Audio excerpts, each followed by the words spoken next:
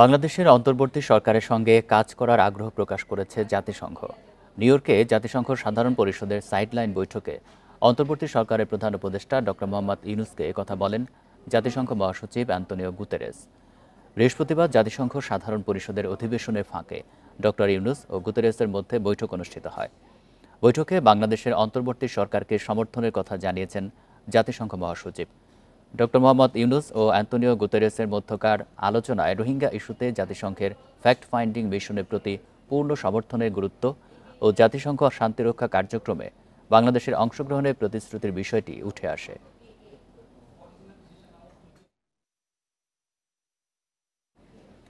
দেশের নবযাত্রায় যুক্তরাষ্ট্রের ব্যবসায়ীদের পাশে চেয়েছেন অন্তর্বর্তী সরকার প্রধান ডক্টর ইউনূস। জানান, বহুমুখী সংস্কারের মাধ্যমে ব্যবসার পরিবেশ উন্নত করতে দৃঢ় প্রতিজ্ঞ তারা। স্থানীয় সময় বৃহস্পতিবার নিউ ইয়র্কের একটি হোটেলে এ সভায় যোগ দিয়ে ডক্টর ইউনূস বলেন, যুক্তরাষ্ট্রে তিনি ব্যবসায়ীদের কথা শুনতে গেছেন।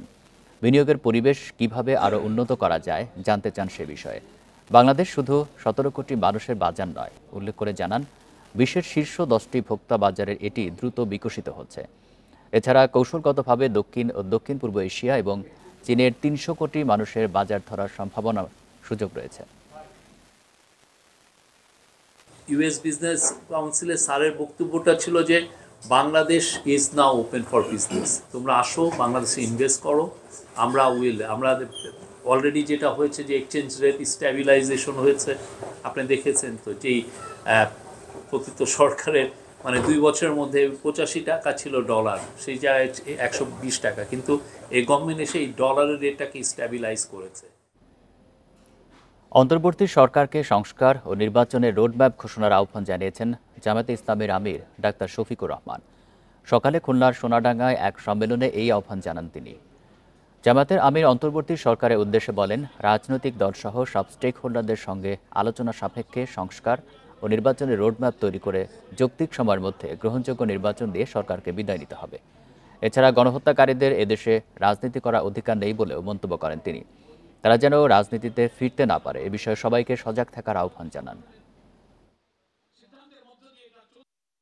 গণহত্যাকারীদের জনগণের ময়দানে রাজনীতি করার কোনো অধিকার থাকতে পারে না। সংস্কারের রোডম্যাপের পাশাপাশি নির্বাচনের একটা রোডম্যাপ এই জাতিকে দিতে হবে।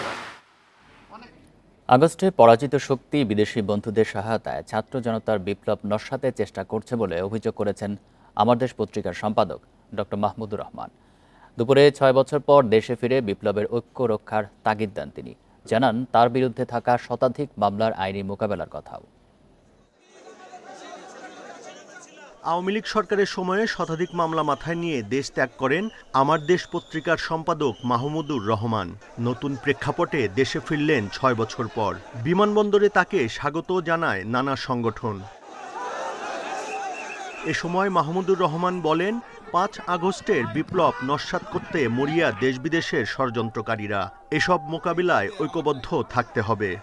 পরাজিত ফ্যাসিবাদ বিদেশে বসে তার বিদেশি বন্ধু, বিদেশি প্রভু, তার কোনো বিদেশি বন্ধু নাই, তার বিদেশি প্রভু এবং বাংলাদেশের এজেন্টদের দিয়ে বিপ্লবকে নস্যাৎ করার অপচেষ্টা চালাচ্ছে। আপনাদের কাছে আমার স্বনির্বন্ধ অনুরোধ, একজন সিনিয়র সিটিজেন হিসেবে এবং আপনাদের লড়াইয়ের সাথী হিসেবে আমার অনুরোধ যে আপনাদের মধ্যে যেন কোনো অনৈক্য না আসে। বিগত সরকারের সময় উদ্ভট এক মামলায় 7 বছরের সাজা হয়েছিল দাবি করে মাহমুদুর রহমান জানান, এখনও তার নামে শতাধিক মামলা রয়েছে। সেসবের আইনি মোকাবিলার কথাও বলেন তিনি। রাজনৈতিক দল বিএনপি বলেন, জামাত বলেন, অন্যান্য দল বলেন, তারা তাদের মতো করে লড়াই করেছে, আর আমি লড়াই করেছি আমার মতো করে এবং আমার দেশ পরিবারকে সঙ্গে নিয়ে। আমার লড়াই ছিল বুদ্ধিবৃত্তিক লড়াই, আমার লড়াই ছিল কালচারাল লড়াই। রংপুরে প্রাণ দেয়া আবু সাইদকে বিপ্লবী আইকন উল্লেখ করে আমার দেশ সম্পাদকের আহ্বান, যে বিপ্লব অর্জিত হয়েছে তা যেন দীর্ঘমেয়াদী হয়। Buddhadeb Kundu, independent news, Dhaka. 2 সপ্তাহ পর এখনও বাজারে কার্যকর হয়নি সরকার নির্ধারিত ডিম ও মুরগির দাম, বরং ডিমের ডজনে বাড়তি গুনতে হচ্ছে 18 টাকা পর্যন্ত। এছাড়া বৃষ্টির অজুহাতে বেড়েছে কাঁচামরিচের দাম।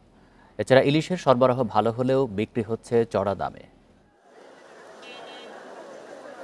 রাজধানী বাজারে ছুটির দিনে ক্রেতা সমাগম যেমন বেশি, তেমনি বিক্রেতাদের বাড়তি মুনাফা করার প্রবণতাও বেশি, যদিও পণ্যের সরবরাহে কোনো সংকট নেই। গেল 15 সেপ্টেম্বর ফার্মের মুরগির ডিমের ডজন 142 টাকা ও ব্রয়লার মুরগির দাম 180 টাকা নির্ধারণ করে দেয় সরকার। তবে তা এখনও রয়েছে কাগজে কলমে। বাজারে প্রতি ডজন ফার্মের মুরগির ডিম মিলছে 160 টাকায়, ব্রয়লার মুরগির কেজি 180 থেকে 190 টাকা, সোনালী মুরগি বিক্রি হচ্ছে 260 থেকে 270 টাকায়। বিক্রেতাদের দাবি আড়ত থেকে বেশি দামে কিনতে হচ্ছে বলে কমে বিক্রি সম্ভব নয়। 156 টাকা কিনা পড়তেছে বা খরচা লই 160 টাকা আমাদের কিনা পড়তেছে, বাজারটা নিতেও তো একটা খরচা আছে। এক্ষেত্রে দেখা গেছে আমরা 160 টাকার বেশি আমরা বিক্রি করতে পারতেছি না, কিন্তু অথচ বাজারের সাথে আর সরকার যে দাম নির্ধারণ এর সাথে কোনো মিল নেই। আড়ত থেকে ওই দামে পাইতেছি না, ওই দামে পাইলে তো আমরা অবশ্যই বিক্রি করার কথা, কিন্তু ওই দাম পাইতে তার থেকে আর বাড়তি দামে এখন মাল কিনতে হয়। ইলিশের সরবরাহে ক্রেতাদের আগ্রহ বাড়লেও এখনও চড়া দাম। প্রতি কেজি ইলিশ বিক্রি হচ্ছে অন্তত 1700 টাকায়। নাগালে না থাকায় অনেককে ফিরতে হচ্ছে খালি হাতে। কিন্তু যারা ভালোভাবে টাকা ইনকাম করতেছে, দেশে চলতেছে ভালোভাবে, ওরাই খাইতে পারবে, কিন্তু মধ্যবিত্ত পরিবার বা নিম্ন পরিবার ওরা কেনার সামর্থ্যের মধ্যে নাই। এদিকে দুদিনের বৃষ্টিতে সরবরাহের ঘাটতির অজুহাতে বেড়েছে কাঁচামরিচের দাম। প্রতি কেজি বিক্রি হচ্ছে 200 টাকার ওপরে। করলা, শসা, বেগুনের কেজি 60 টাকার বেশি। Shahid Ahmed, independent news, Dhaka. সপ্তাহের ব্যবধানে দেশের বিভিন্ন বাজারে বেড়েছে মুরগি, ডিম, সবজি, মরিচ, মাছসহ বিভিন্ন পণ্যের দাম। সরকার মুরগি ও ডিমের দাম নির্ধারণ করে দিলেও সরবরাহ সংকটের অজুহাত দেখিয়ে বেশি দামে বিক্রি করছেন বিক্রেতারা। সকাল থেকে চট্টগ্রাম নগরীর বিভিন্ন কাঁচা বাজার ঘুরে দেখা যায় কেজিতে 20 থেকে 30 টাকা পর্যন্ত বেড়েছে ব্রয়লার ও সোনালী মুরগির দাম। এই সপ্তাহে 280 টাকার সোনালী মুরগির কেজি 310 টাকা, 180 টাকার ব্রয়লার মুরগি 200 টাকায় বিক্রি হয়েছে। ডিমের ডজন 160 টাকায় বিক্রি হয়েছে। রাজশাহীর বাজারে বেড়েছে কাঁচামরিচ ও পেঁয়াজের দাম। এই সপ্তাহে কেজিতে 80 টাকা বেড়ে কাঁচামরিচ 200 এবং পেঁয়াজ কেজিতে 10 টাকা বেড়ে 110 টাকা কেজি হয়েছে। এছাড়া পটল 40, বেগুন 50, করলা 80 টাকা কেজি দরে বিক্রি হচ্ছে। এছাড়া ইলিশ সহ বিভিন্ন মাছের দামও চড়া। যে পরিমাণ প্রয়োজন তার থেকে আমদানি কম, এর জন্য তো দাম বৃদ্ধি, আবার আমদানি হলে দাম নিয়ন্ত্রণে চলে আসে। এখন শসা যেমন 80 টাকা কিনতে আছি, এবং আর অন্যান্য বাজারও মোটামুটি দাম এখন আছে, কারণ আগের চেয়ে একটু বাড়ছে। দোকানদারি করি, সারাদিন 2000-2500 টাকা বেচে সংসার চালামু, না তরকারি কিনবো, না মাছ কিনবো, না কি কিনবো। দেখছেন বিরতিহীন সংবাদ দুপুর। সংবাদে আরও যা থাকছে। পর্যটন শিল্পে বিশ্বে দেশের অবস্থান 109-এ। উন্নয়নে মহাপরিকল্পনাতেই আটকে 5 বছর।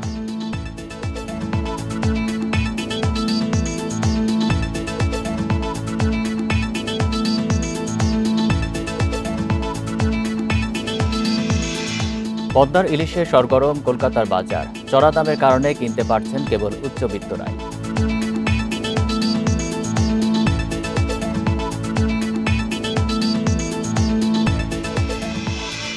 সরকারি নির্দেশনার অভাবে বরিশাল মেডিকেল কলেজে পড়ে আছে 2টি পিসিআর মেশিন। এসব মেশিনে বিভিন্ন পরীক্ষা বন্ধ থাকায় ভোগান্তিতে রোগীরা। পরীক্ষা নিরীক্ষা যেতে হচ্ছে ঢাকায়, গুনতে হচ্ছে বাড়তি টাকাও। এদিকে দীর্ঘদিন পড়ে থেকে মেশিনগুলোও নষ্টের আশঙ্কা দেখা দিয়েছে।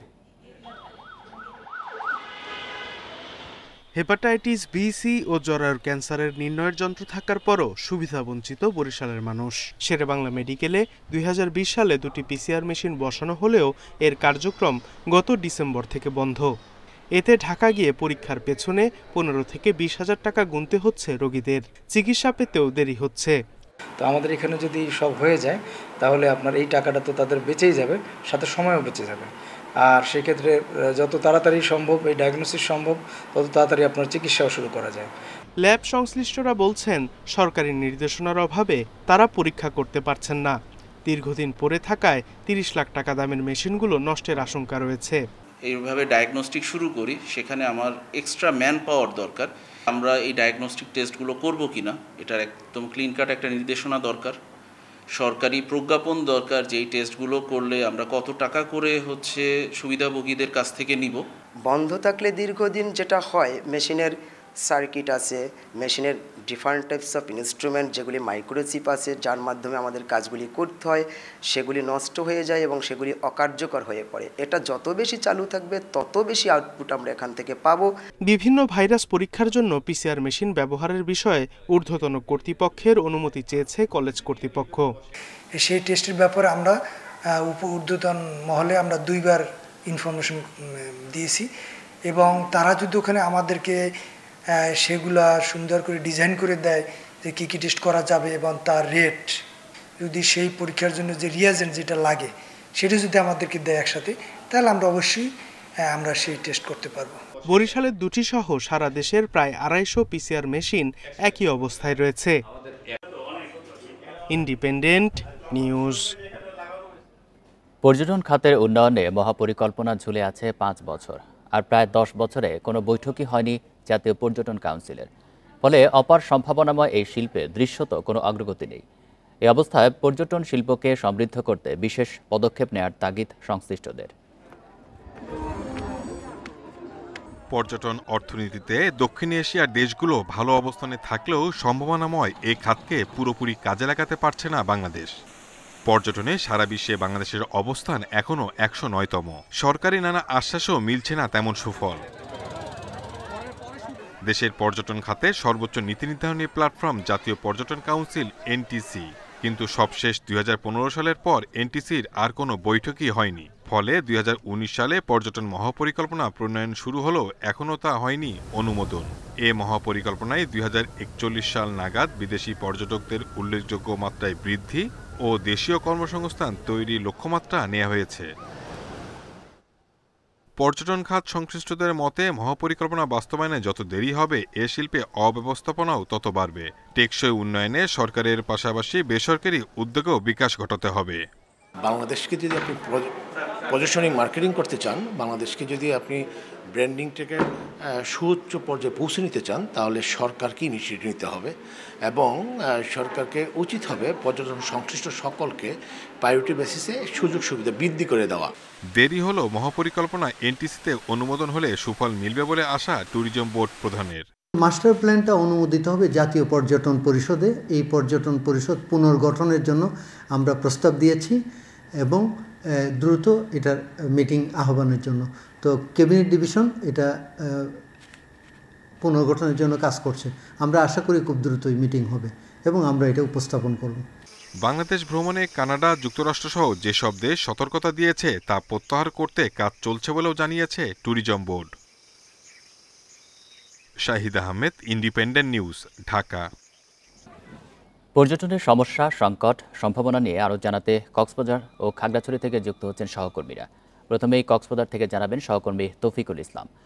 তৌফিকুল, কক্সবাজারে পর্যটনে কি কি সমস্যা রয়েছে, যারা পর্যটক রয়েছেন তাদের কি প্রত্যাশা? কক্সবাজারে পর্যটনের যদি সমস্যা বলতে হয় তাহলে অনেক সমস্যা একত্রিতভাবে বলতে হয়। যেহেতু কক্সবাজারে যারা ভ্রমণে আসেন প্রথমেই এসে তারা সমুদ্র স্থানে ব্যস্ত হয়ে যান। এই সমুদ্র পাড়ের এলাকার পরিস্থিতি যদি একটু বলতে হয় তাহলে আমি বর্ণনার সাথে সাথে একটু দেখাতে চাই আপনাদেরকে। আজকে যেহেতু শুক্রবার এবং বিশ্ব পর্যটন দিবস, সেই উপলক্ষে আসলে অনেক পর্যটক কক্সবাজার ভ্রমণে আসছেন, এখানে এসছেন এবং সকাল থেকে অনেকে এসে যে যার যার মতো করে আনন্দ উপভোগ করছেন, সমুদ্র স্নান করছেন। আমরা দেখতে পাচ্ছি অনেক পর্যটক এখানে কক্সবাজারে, অন্ততপক্ষে প্রায় 20,000 বা তার চেয়ে বেশি পর্যটক এখানে সমাগম হয়েছে বলে আমরা জানতে পেরেছি। তবে এখানে যে অনেক কিছু অসঙ্গতি আমরা সকাল থেকে পরিলক্ষিত হচ্ছে, অনেক সমস্যার দেখতে পাচ্ছি। আপনি দেখতে পাচ্ছেন এখানে যত্রতত্রভাবে যে ঘোড়ার বিচরণ, মোটরসাইকেলের করে এখানে যে যার যার মতো করে ঘুরছে। তো আসলে অপরিষ্কার অপরিচ্ছন্নতার কথা যদি বলতে হয় তাহলে এখানে যত্রতত্র ভাবে ময়লা ফেলা হচ্ছে। এটি আসলে অনেকটা যারা পর্যটকরা আসছেন বা যারা ভ্রমণে আসছেন তাদের হচ্ছে সচেতনতার অভাবকে দায়ী করছেন এখানকার যারা ব্যবসায়ী আছেন তারা বলছেন। তবে বিকেলের দিকে এখানে বেশ কিছু পরিচ্ছন্ন কর্মীরাও আসেন। তো আসলে তারা একবেলা এসে এই বিশাল একটি সমুদ্র সৈকতের পাড়ে এইভাবে পরিষ্কার রাখা অনেকটা দুরূহ হয়ে পড়েছে। পাশাপাশি শুধু এই এলাকা নয়, বিভিন্ন জায়গায় আইন শৃঙ্খলা পরিস্থিতি অনেকটা অবনতি হয়েছে।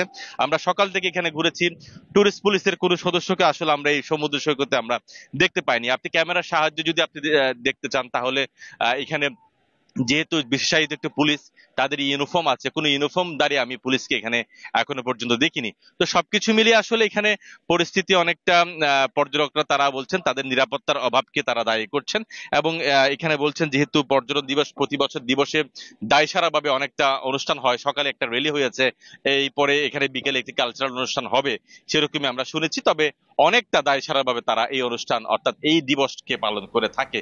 পাশাপাশি প্রতি শুক্রবার শনিবার বৃষ্টি স্বাভাবিকভাবে সাপ্তাহিক ছুটির দিন থাকে, সেই ছুটির দিনেই কিন্তু কক্সবাজারের যারা বন্ধ পায় তারা এখানে ঘুরতে আসে। তো ঘুরতে এসে অনেকেই হেনস্থার শিকার হচ্ছেন। তো সবকিছু মিলে তারা বলছেন তাদের নিরাপত্তাটা আগে এবং পাশাপাশি এখানকার বিনোদনের যে যদি ব্যবস্থা করা যায়, রাতের বিনোদনের কোনো ব্যবস্থা কক্সবাজারে নেই এবং সেই সাথে তারা বলছেন শুধুমাত্র সমুদ্র সৈকতে এসে ঘোরাফেরার পরে তাদের রাতে হোটেলে অবস্থান করা ছাড়া আর কোনো তাদের কোনো বিনোদনের কোনো জায়গা নেই।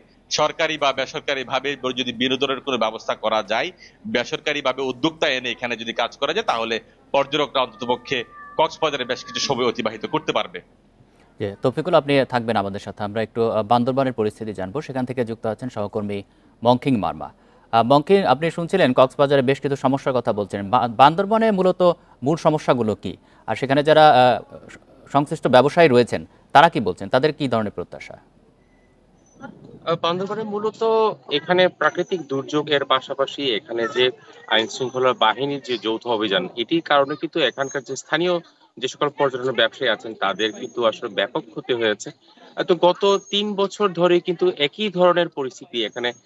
পাহাড়ের কেএনএক্স থেকে শুরু করে যে সন্ত্রাসীদের নিধনের জন্য বা সন্ত্রাসীদেরকে আটক করার জন্য যে যৌথ বাহিনীর যে অভিযান, সেটি পরিচালনা করার কারণে এখানকার রুমা, থানচি এবং রোয়াংছড়ি যে সকল টুরিস্ট স্পট গুলো রয়েছে সেগুলো কিন্তু এখনো পর্যন্ত প্রায় অচল বললেই চলে। সেখানে যারা আছেন তারা কিন্তু সেখানে কিন্তু টুরিস্টরা কিন্তু যায় না বলে আমাদেরকে জানিয়েছে সেখানকার সংশ্লিষ্ট ব্যবসায়ীরা। এখন আমি যেখানে আছি এটি বান্দরবানের নীলাচল পর্যটন কেন্দ্র। এখানে একটু যদি আপনাকে দেখাই যে নীলাচল, মেঘলা, শৈলপ্রপাত, চিম্বুক, নীলগিরি, এরকম অসংখ্য দর্শনীয় স্থান কিন্তু এভাবেই কিন্তু ফাঁকা পড়ে আছে। এখানে যারা দেখতে পাচ্ছেন, যারা ঘুরতে আসছেন নীলাচল পর্যটন কেন্দ্রে, তারা বেশিরভাগ স্থানীয় এবং এই আশপাশ এলাকার বান্দরবান থেকে হয়তো 4-5 কিলোমিটার দূরে যারা বসবাস করছেন তারা কিন্তু এখানে আসছেন তাদের সন্তান এবং পরিবারকে নিয়ে। তো মূলত যারা পাহাড় দেখতে আসেন, বান্দরবান শহর থেকে যারা দুর্গম ট্রেকিং এ যেতে চায় বা যারা বগালেক যেতে চায়, যারা কিওকডং যেতে চায়, যারা চিম্বুকে যেতে চায়, যারা নাফাকুম যেতে চায়, তারা কিন্তু আসলে এখানে খুব কম সংখ্যক পর্যটকই আসছে তাদের নিরাপত্তার জনিত কারণে। আরেকটি বিষয় বলে রাখি যে এখানে বন্যা, পাহাড় ধস পরবর্তী যে সরকার একটা অস্থিতিশীল পরিস্থিতি বিরাজ করছে এখানে রাজনৈতিক সহিংসতার কারণে, এরই প্রভাব কিন্তু বান্দরবান ট্যুরিজম যে সেক্টর আছে এখানে প্রায় 20,000 লোক সরাসরি সম্পৃক্ত রয়েছে এই পর্যটন শিল্পের সাথে। তো তারা যেমনটি বলছেন যে তাদের এই দীর্ঘদিনের সমস্যার কারণে কিন্তু তারা আসলে তাদের ব্যাপক ক্ষতি হয়েছে এবং তারা যেটি আশা করছেন সরকারের পক্ষ থেকে যে এই পাহাড়ের যে সকল সংঘাত রয়েছে, এই পাহাড়ে যত ধরনের অভিযান রয়েছে সেগুলো যাতে খুব অতি শীঘ্রই সমাধান, এর পাশাপাশি এখানে যাতে যে পর্যটক যারা আসেন তাদেরকে নিরাপত্তা যে নিশ্চিত করানোর যে বিষয়গুলো যদি নিশ্চিত করা হয়, তাহলে কিন্তু ওই দুর্গম পাহাড়ে পর্যটক আসবে। এখানকার জেলা প্রশাসনের সাথে কথা বলেছি এবং টুরিস্ট পুলিশের সাথে কথা বলেছি, তারা যেমনটি বলেছেন তারা কিন্তু নিশ্চয়তা প্রদান করছেন এখানে যারা ঘুরতে আসছেন। আরেকটি বিষয়, এখানে হোটেল মোটেল মালিকের সাথে কথা বলেছি, তারা যেমনটি বলছেন তারা এই পর্যটন দিবস উপলক্ষে কিন্তু 20 থেকে 40% পর্যন্ত তারা ছাড় দিয়েছেন। তারপরেও কিন্তু তাদের আশানুরূপ যে পর্যটক আসার যে ব্যাপ্তি রয়েছে সেটি কিন্তু হয়নি বলে আমাদেরকে জানিয়েছেন। এই হচ্ছে আমার কাছে সর্বশেষ তথ্য। বান্দরবান এবং কক্সবাজার থেকে জানাচ্ছেন আমাদের সহকর্মীরা। যোগাযোগ ব্যবস্থা সুগম না হওয়ায় খাগড়াছড়িতে ঝর্ণা কেন্দ্রিক পর্যটন শিল্পের বিকাশ ঘটছে না। পর্যটন সংশ্লিষ্টরা বলছেন অবকাঠামো গড়ে তোলা হলে পর্যটক বাড়বে, হবে কর্মসংস্থান। পর্যটন খাতের বিকাশে এখনই উদ্যোগ নেয়ার দাবি তাদের। বর্ষায় সেজেছে সিজক, তৈজুছড়া, শিলাছড়ি, তোয়ারি মাইরাং, রিছাং সহ খাগড়াছড়ির 14-15টি ঝর্ণা। এসব ঝর্ণার গড় উচ্চতা 80 থেকে 150 ফুট। তবে যোগাযোগ ব্যবস্থা খারাপ হওয়ায় সবুজ পাহাড়ে ঘেরা এসব ঝর্ণায় পর্যটকদের আনাগোনা কম। পর্যটকরা বঞ্চিত হচ্ছেন ঝর্ণার সৌন্দর্য দেখা থেকে। বর্ষার মৌসুমে আসার কারণে আমরা মানে প্রকৃত সৌন্দর্য যেটা আমার মনে হচ্ছে সেটা আমরা দেখতে পাচ্ছি। ঋতুই ঝর্ণা ছাড়াও খাগড়াছড়িতে আরো অনেক 8-10টা ঝর্ণা আছে, যেগুলোর ম্যাক্সিমাম গুলোতে যাওয়া আসার কোনো সেরকম মানে ভালো রাস্তা নাই। আসলে এখানে না আসলে পর্যটকরা বুঝতে পারবে না যে এত সুন্দর একটা জায়গা এখানে আসলে খাগড়াছড়িতে বিদ্যমান। পর্যটন নির্ভর অর্থনীতি বিকাশে জেলার ঝর্ণা কেন্দ্রিক টুরিস্ট স্পটগুলোতে যাতায়াতের জন্য রাস্তাসহ অবকাঠামো নির্মাণের দাবি ব্যবসায়ীদের। যদি আমার অবকাঠামো এবং সড়ক নির্মাণ করতে দেওয়া হয় তাহলে আমাদের পর্যটন শিল্প উন্নয়নের জন্য সহায়তা হবে, এবং পর্যটন শিল্প যদি উন্নয়ন হয় তাহলে আমাদের খাগড়াছড়ির মানুষের আর্থসামাজিক উন্নয়নের জন্য আমাদের সহায়তা করবে। এরই মাঝে জেলার ঝর্ণার তালিকা করেছে প্রশাসন। পর্যটনের বিকাশে এর গুরুত্ব তুলে ধরে বেসরকারি পর্যটন মন্ত্রণালয়ে চিঠিও দিয়েছে। আলুটিলা যে ঝর্ণা রয়েছে, রিসাং ঝর্ণা, দিঘিনালা, তৈদুসরা যে ঝর্ণা রয়েছে সেগুলো যাতায়াতের জন্য কিভাবে রাস্তাগুলো উন্নয়ন করা যায় সে ব্যাপারে আমরা চিন্তা ভাবনা করছি। অচিরে এখানকার রাস্তাঘাট উন্নয়ন করা হবে যাতে করে বেশি সংখ্যক পর্যটক এখানে আসতে পারে। ঝর্ণা কেন্দ্রিক অবকাঠামো গড়ে উঠলে জেলায় পর্যটক আরও বাড়বে বলে মনে করেন ব্যবসায়ীরা। Independent news. প্রতিনিয়ত এই কুয়াকাটা সমুদ্র সৈকতে ফেলা হচ্ছে ময়লা আবর্জনা, আর জোয়ারের সময় আবর্জনা মিশে দূষিত হচ্ছে সাগরের পানি ও পরিবেশ। এছাড়াও ভাঙনে ছোট হয়ে আসছে সমুদ্র সৈকত। ভাঙন রোধে এখনই স্থায়ী ব্যবস্থা না নিলে বিলীন হবে কুয়াকাটা সৈকতের সৌন্দর্য। কুয়াকাটা সমুদ্র সৈকত এখানকার প্রাকৃতিক সৌন্দর্য মুগ্ধ করে যে কাউকে। প্রতি বছর লাখো পর্যটকের আগমন ঘটে সাগরকন্যা খ্যাত কুয়াকাটায়। নানা সমস্যায় জর্জরিত দেশের বৃহত্তম এই সমুদ্র সৈকত বর্ষা মৌসুমে তীব্র ভাঙনে ছোট হয়ে আসছে সৈকতের প্রস্থ। হুমকিতে রয়েছে মসজিদ, মন্দির, দোকানপাট ও টুরিস্ট পুলিশ বক্স। বিলীন হয়েছে কুয়াকাটা জাতীয় উদ্যান। পর্যটক ও ব্যবসায়ীদের ফেলা ময়লা আবর্জনায় দূষণ হচ্ছে পরিবেশ। এটা চারিপাশে দেখেন ময়লা আবর্জনা, অনেক দুর্গন্ধ, এটাতে পরিবেশ নষ্ট হচ্ছে। আশপাশের ভেরিবাদ যদি না হয় তাহলে মানে বেশি ক্ষয়ক্ষতি হওয়ার সম্ভাবনা আছে। ভাঙন রোধে বালু ভর্তি জিও ব্যাগ ফেলা হলেও কাজে আসেনি। স্থায়ী সমাধানে ঊর্ধ্বতন কর্তৃপক্ষকে অবহিত করা হয়েছে বলে জানায় পানি উন্নয়ন বোর্ড। আকর্ষণ করার জন্য যে কাজগুলো করা প্রয়োজন, আমাদের একটা সুদূর প্রসারী একটা প্রকল্প নেওয়া, সেটা আমরা প্রায় 700 কোটি টাকার একটু বেশি এরকম একটা প্রকল্প আমরা অনেক আগেই আমাদের সংশ্লিষ্ট মন্ত্রণালয়, পরিষদ মন্ত্রণালয়ে আমরা দাখিল করেছি। সৈকতের জলরাশি জেলেদের মাছ ধরার মনোমুগ্ধকর দৃশ্য দেখতে সারা বছরই ছুটে আসেন দেশ বিদেশের পর্যটকরা। Independent news.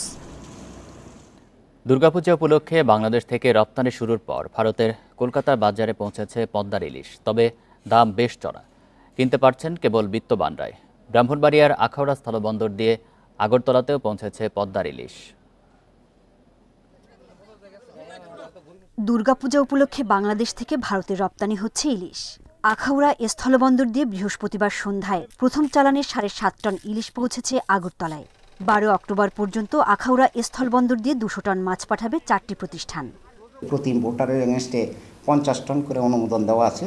সেই মোতাবেক আমরা পণ্য ছাড় দেওয়ার ব্যবস্থা করব, যাতে আমাদের দেশ সমৃদ্ধশালী হয়, ফরেন কারেন্সি আসে।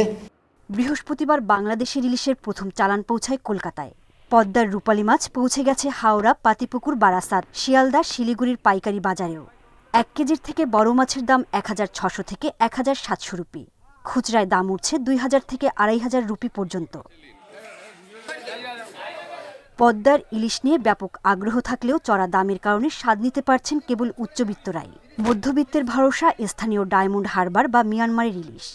এখানে অকশনে মাছ বিক্রি হয় তো 1400, 1500, 1600 এরকম মাছ বিক্রি হচ্ছে।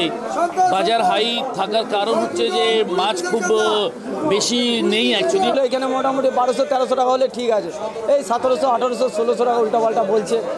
চড়া দাম হলেও পদ্মার ইলিশ ভালোই বিক্রি হচ্ছে কলকাতায়। রোববার ছুটির দিনে বিক্রি বাড়বে বলে আশাবাদী বিক্রেতারা। সোহেলি জাহান, ইন্ডিপেন্ডেন্ট নিউজ। ভারতের বিহারে হিন্দু ধর্মাবলম্বীদের জিতিয়া উৎসবে পানিতে ডুবে 37 শিশু ও 7 নারী সহ 46 জনের মৃত্যু হয়েছে। 43 জনের মরদেহ উদ্ধারের কথা জানিয়েছে বিহারের বিপর্যয় মোকাবিলা বিভাগ। সংস্থাটি থেকে আরও জানানো হয়েছে, সাম্প্রতিক বন্যায় বিহারের বিভিন্ন নদী ও পুকুরের পানি বৃদ্ধি পেয়েছে।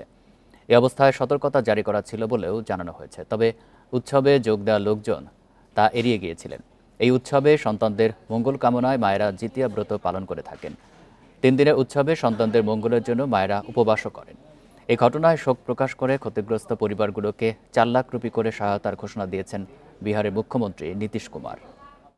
আবহাওয়ার পূর্বাভাস বলছে আগামী 24 ঘন্টায় রংপুর, ময়মনসিংহ, সিলেট বিভাগের অনেক জায়গায় এবং রাজশাহী, ঢাকা, খুলনা, বরিশাল ও চট্টগ্রাম বিভাগের কিছু কিছু জায়গায় অস্থায়ীভাবে দমকা হাওয়া সহ হালকা থেকে মাঝারি বৃষ্টি হতে পারে। এ বিষয়ে আলোচনা করতে আমাদের সাথে যুক্ত আছেন, আমরা সরাসরি যাচ্ছি আবহাওয়াবিদ ডক্টর মোহাম্মদ আবুল কালাম মল্লিকের কাছে। আবুল কালাম মল্লিক, আপনাকে স্বাগত জানাচ্ছি। বাতাসের যোগান বৃদ্ধি পায় বাংলাদেশের উপরে এবং এই ধরনের মৌসুমী বায়ু সক্রিয় থাকলে টানা 3 দিন, 5 দিন, 7 দিন এরকম বৃষ্টিপাত হয়। গত যে স্পেলটা ছিল সেই স্পেলটা প্রায় 3 থেকে 4 দিন ছিল। আজকে থেকে বৃষ্টিপাতের তীব্রতা অনেকটাই কমে গেছে, তবে ঢাকায় আজকে বললাম যে সকাল থেকে দুপুর 12টা পর্যন্ত 3 মিলিমিটার বৃষ্টিপাত রেকর্ড করা হয়েছে এবং দেশের পঞ্চগড়ে বেশি বৃষ্টিপাত রেকর্ড করা হয়েছে, প্রায় 63 মিলিমিটার বৃষ্টিপাত রেকর্ড করা হয়েছে সকাল থেকে দুপুর 12টা পর্যন্ত তেঁতুলিয়াতে। তাছাড়া ডিমলিয়াতে, কুড়িগ্রাম এইসব অঞ্চলে বৃষ্টিপাত হচ্ছে। এই যে বৃষ্টিপাতের তীব্রতা আগামীকাল থেকেও মাঝারি ধরনের ভারী বৃষ্টি। এই ছিল সংবাদ দুপুরে। ধন্যবাদ সবাইকে।